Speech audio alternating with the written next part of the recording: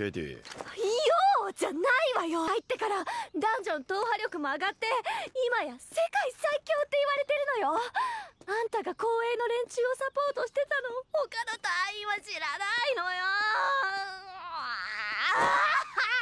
絶対めっちゃくちゃなことになる。 Welcome to the Outcast restaurant. Should you watch it? Absolutely yes. Undoubtedly yes, you should watch it if. And there's a big if here. Are you into feel-good slice of life anime? If the answer is yes, I think you should watch this. If you're into 300 Slime, if you're into Slime Diaries, if you're into some of the other ones that are just much slower pace and slower life to where not a lot of action, not a lot of mischief, not a lot of romance is going to occur, but there's going to be things like wholesome vibes and cuteness and comedy, then I think that this is something that is really going to appeal to you and to me. Now, for me, Welcome to the Outcast restaurant made a huge impression on me, and I was very pleased to see it. This is the second anime that we watched so far, second or third that we've watched so far this summer season. And I was really excited to see that we have another winner on our hands. Now, the thing with this one specifically is it's not going to be for everyone, but at the end of the day, this is going to be one that could definitely be on your watch list. Now, as a recap here, the thing that appealed to me the most is the moment that our main character, Dennis, comes across a little girl that reminds him of himself, once also street-ridden, poor, nobody cared about, a losslessness in his eyes. He takes action to get her from a slave trader and kind of reinvigorates her and rebreathes life into her via his food and his charisma, his characteristics, the person who he is, all that stuff. All the good in him and the good intentions kind of really come off and give him that energy, that aura that really kind of brought life back to her again. And I was like, at that moment, when that happened, this is something that's really good. Now, rhyme or reference, this story follows Dennis, and Dennis was part of one of the strongest guilds in the lands. They were called the 𝐿𝐴𝐴𝐿, and he was originally, how do you say it? He was originally recruited by this red-haired girl, the one that we saw who was very lightly dressed and very, like loved him quite a bit and all that good stuff, and also very just like rambunctious.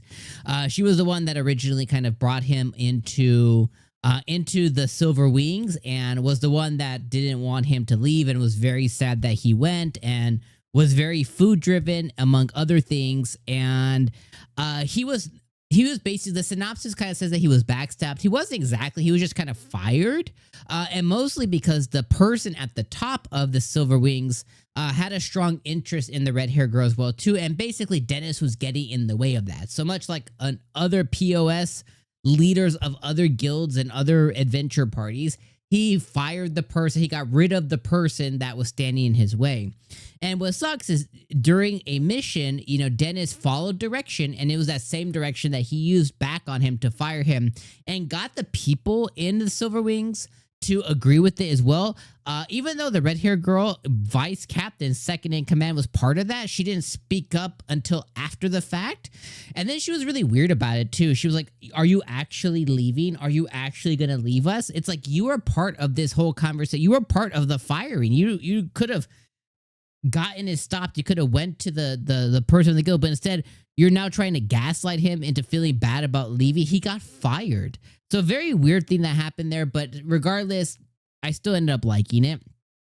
And Dennis, he ends up, going, and he wants to go and live his dream. He's apparently level 99, so he was as strong as the guild leader anyways, but his main kind of skill is cooking. So he goes through cooking. He's able to create potions and everything else that you can imagine under the cooking umbrella. Very useful, a very key component to any party, any guild, and apparently, based on what the red-haired girl said, very, very important to their backline. But obviously, that goes out the window when you have somebody who's only thinking with his second head, not his first one. So his dream is to open a restaurant, which he does. Like I said, he finds a girl. Her name is 𝐿𝐴𝐴𝐿. And with them together now, he finally, by the end of the episode, was able to actually open the doors of his restaurant. He calls it the Adventures Restaurant or whatever it's called. Something like that, like the restaurant for adventure or something like that. I don't know what the exact name is. Adventure Restaurant, something like that. He opens it in another town, and he gets his first customer who walks through, you know, fully armored, fully plaided, and all kinds of other stuff. Everything is really cool.